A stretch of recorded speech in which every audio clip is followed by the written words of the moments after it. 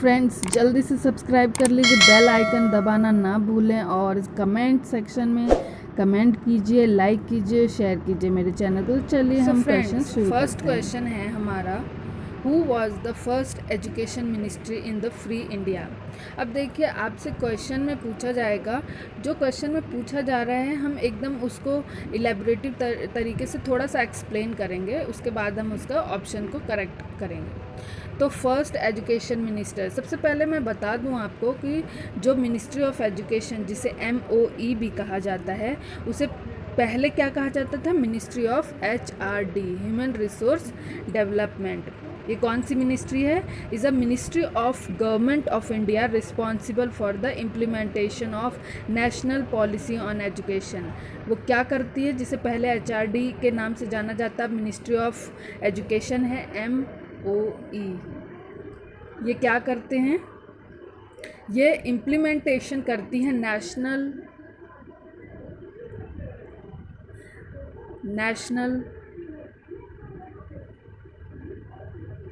Policy on education. Okay, so ये क्या? NPE जिसे हम कहते हैं। The ministry is further divided into 2 departments. अब इस मिनिस्ट्री को 2 डिपार्टमेंट में डिवाइड की गई है। जो ये NPE है, इसको 2 भागों में डिवाइड किया गया है। The department of school education and literacy which deals with, जो कि क्या करते हैं? Primary, secondary and higher education को डील करते हैं। And adult and secondary education, adult education and literacy and department of higher education. सबसे पहले क्या बोला मैंने? Department of school education, department of school education and department of higher education. तो school education में इसको किस में डिवाइड किया है? Primary, secondary, higher, adult education and literacy. And यहाँ पे जो हायर एजुकेशन है, यहाँ पे यूनिवर्सिटी लेवल में इसे डिवाइड किया गया।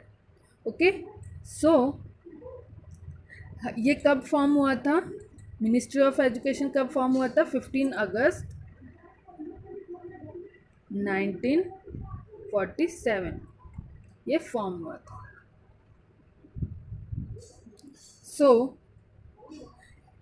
तो अगर हम करेक्ट ऑप्शन पे आए तो जो सबसे पहले हमारे एजुकेशन मिनिस्टर थे वो थे मौलाना अबुल कलाम आज़ाद। ठीक है, तो हमारा जो करेक्ट आंसर है वो है मौलाना अबुल कलाम आज़ाद, हमारा करेक्ट आंसर है। और अगर हम लास्ट में देखें, लास्ट में धर्मेंद्र प्रधान, जो 7 जुलाई 2021 को धर्मेंद्र प्रधान वो मिनिस्ट्री ऑफ एजुकेशन के हेड हैं। ओके, सो ये जो करेक्ट ऑप्शन था ये था। Now second question. अब second question,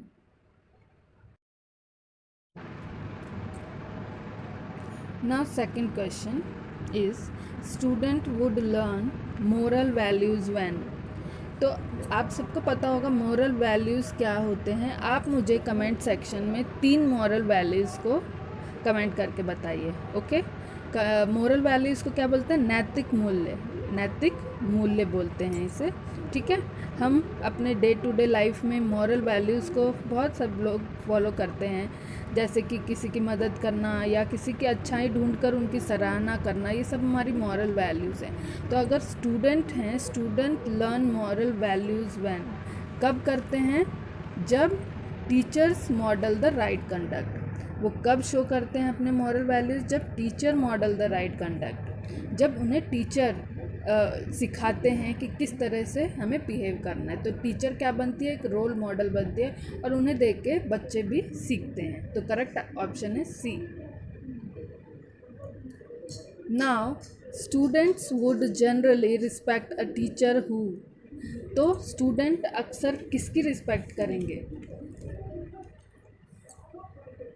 student would generally respect a teacher, ऐसे टीचर की जनरल रिस्पेक्ट करते हैं हु नोज़ हिज और हर सब्जेक्ट वेल, ठीक है। वैसे तो ऑप्शन ये सब भी सही हो सकते हैं, इसमें अक्सर आपका अपना व्यू भी, इस तरह के क्वेश्चन में अपना व्यू भी आप कर सकते हैं। अगर कोई स्टूडेंट है वो ये भी सोचता है कि अगर वो फ्रेंडली हो, कोई हो सकता है रेगुलर स्कूल में आते हों इसलिए अच्छे हैं, या कोई एनकरेज करे पार्टिसिपेट करने के लिए बच्चों को, तो इनमें से कोई भी ऑप्शन सही हो सकता है। बट जो करेक्ट ऑप्शन, अगर हम अपने तरीके से देखें, एक टीचर वो उसको अपने सब्जेक्ट में, अगर वो अपने सब्जेक्ट में बहुत अच्छा है तो उसे माना जाएगा रिस्पेक्ट के काबिल। Okay, so correct option is ए।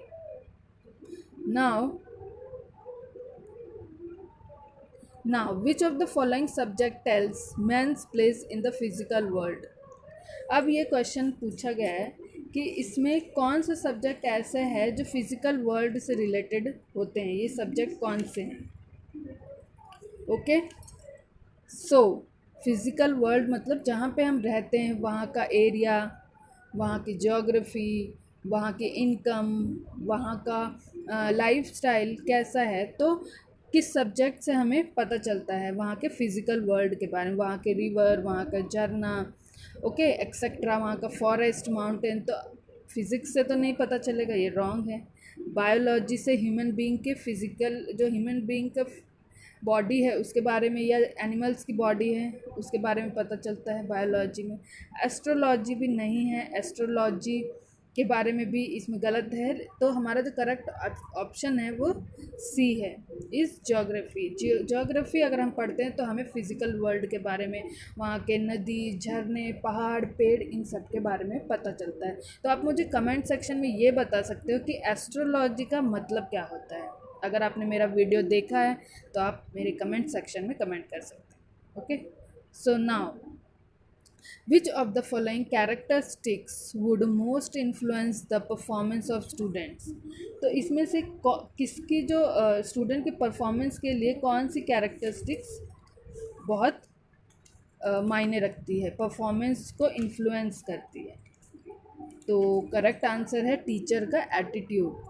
देखिए, quality of teacher people interaction ये भी हो सकता है, एक्सपीरियंस ऑफ टीचर ये भी हो सकता है, अवेलेबिलिटी ऑफ एडिकेट फैसिलिटीज़ ये भी हो सकता है। लेकिन जो टीचर का एटीट्यूड है, एटीट्यूड ऑफ द टीचर, वो बहुत मायने रखता है। टीचर का एटीट्यूड नेगेटिव है या पॉजिटिव है, उस पर जो परफॉर्मेंस है स्टूडेंट की वो मायने रखती है। तो correct answer is a. So now question is,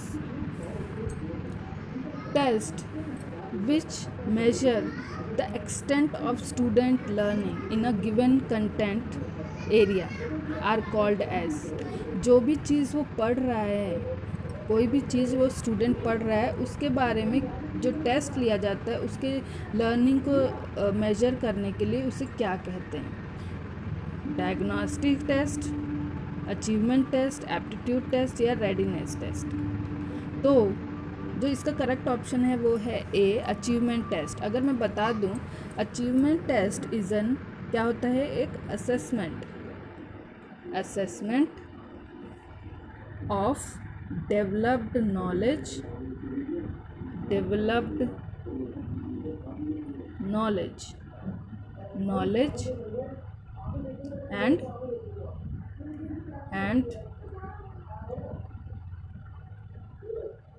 and skill. Okay, जो भी नॉलेज एंड स्किल हमने डेवलप की है, जैसे एक बच्चा है, उसने पढ़ाई की है, उसने साइंस पढ़ा है, तो उसी के बारे में जो उसे नॉलेज मिली है और उसने उसको ही आगे, जैसे लैब में उसने काम किया है, तो उसी के थ्रू उसने नए नए केमिकल्स बनाना सीखे हैं, तो उसको क्या बोलते हैं, अचीवमेंट टेस्ट बोलते हैं। उसने क्या किया है, थ्रू गिवन ग्रेड लेवल, अगर वो सेकंड में है, थर्ड में है, फोर्थ में है, उसी लेवल का उसे नॉलेज भी हुई है। और यूजुअली क्या होता है, प्लान्ड, क्या होता है ये,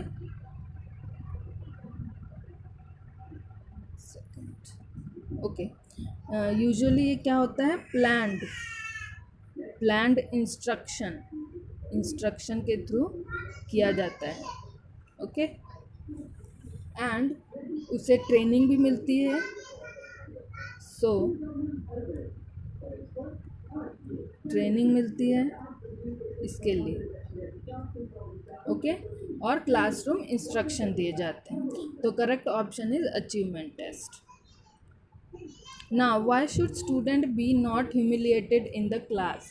क्यों क्लास में स्टूडेंट का मजाक नहीं उड़ना चाहिए, या कोई कोई टीचर होते हैं वो ह्यूमिलिएट करते हैं स्टूडेंट्स को, तो ऐसा क्यों नहीं करना चाहिए? तो इसमें जो करेक्ट ऑप्शन है, इट में वीकन देयर सेल्फ कॉन्फिडेंस। अगर कोई भी टीचर बच्चे का मजाक उड़ाते है तो उसके क्या करता है, सेल्फ कॉन्फिडेंस को वीक कर देता है। तो this is the correct option. The view that anything can be taught at any stage of development was expressed by, ये किसने कहा कि कुछ भी किसी को किसी भी स्टेज में पढ़ाया जा सकता है? ये बात किसने कही है? तो ये बात ए पियाजे ने। View, the view that anything can be taught at any stage of development was expressed by, तो यहाँ पे देखिए 4 ऑप्शंस है यहाँ पे, पियाजे, एसिबल, ब्रूनर या गैगने। सो ये जो व्यू है यहाँ पे डबल कोट किया हुआ है कि कोई भी चीज़ किसी भी स्टेज में डेवलपमेंट में सिखाई जा सकती है, ये किसने कहा है? तो यहाँ पे देखिए जो करेक्ट आंसर है वो है ब्रूनर। ब्रूनर कौन है? एक American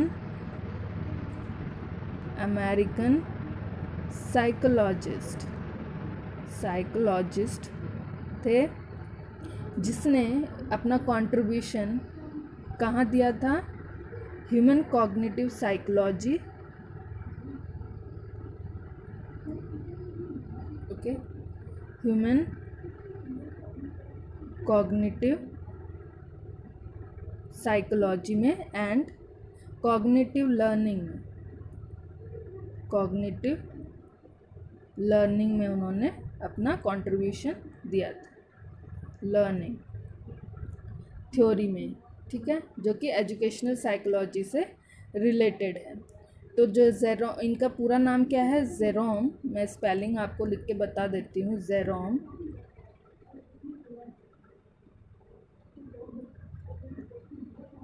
okay, JEROME, Jerome सिमोर Brunner.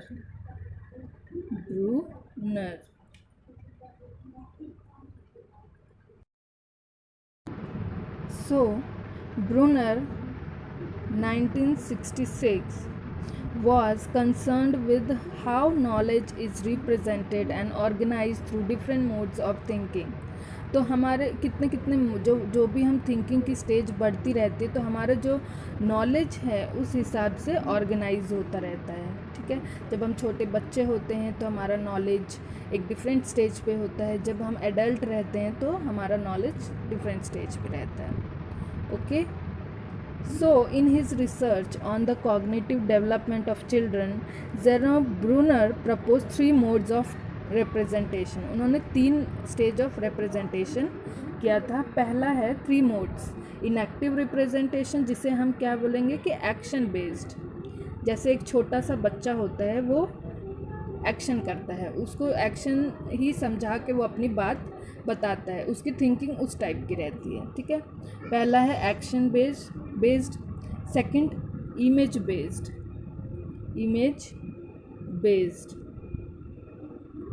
Image मतलब iconic representation, okay. And third is symbolic language based, हम बात करके किसी को समझाते हैं, लैंग्वेज बेस्ड या सिंबॉलिक, नॉन वर्बल सिंबल्स के थ्रू भी हम कोई चीज़ समझाते हैं। तो हमारे जो कॉग्निटिव डेवलपमेंट है बच्चों में वो डिफरेंट रहते हैं। अब जो ब्रूनर है, उन्होंने और कौन सी थ्योरी दी थी? Constructivist theory. वो क्या सजेस्ट करते हैं कि it is effective when faced with new material to follow a progression from enactive to iconic to symbolic representation. तो हम डिफरेंट जब हमें जो चीज़ फॉलो करनी है, प्रोग्रेशन के थ्रू हम फॉलो करते हैं। अगर हमें सबसे पहले हम enactive to iconic to symbolic, ये हम प्रोग्रेस फॉलो करते हैं, ठीक है। तो उसे क्या बोलते हैं, constructivist theory. This holds true even for adult learners, चाहे वो बच्चे हों या एडल्ट लर्नर्स हों, ये सबके साथ चलता है, ठीक है। Bruner work also suggest that learner, जो लर्नर होते हैं, even a very young age is capable of learning any material, बहुत छोटे भी होते हैं तो भी वो इतने कैपेबल होते हैं कि वो लर्न करें कोई भी material, so long as the instruction is organised appropriately. अगर कोई छोटा बच्चा है वो भी कोई भी चीज़ समझ लेगा अगर अप्रोप्रिएटली उसको कोई भी चीज़ ऑर्गेनाइज तरीके से बताई जाए, ओके। अगर आप एक छोटा सा बच्चा है उसे कहेंगे कि आप ये कप वहाँ पे रखाओ, तो अगर आपने ऑर्गेनाइज तरीके से उसे बताया तो वो कोई भी इन तीनों में से यूज़ करके किसी का भी वो अपना काम कर लेगा। तो ओके, सो ये था। तो करेक्ट आंसर जो है इसका ये है ब्रूनर। अगर आप इसके बारे में डिटेल में जानना चाहते हैं तो आप मेरे कमेंट सेक्शन में कमेंट कर सकते हैं। तब तक के लिए thank you, have a nice day.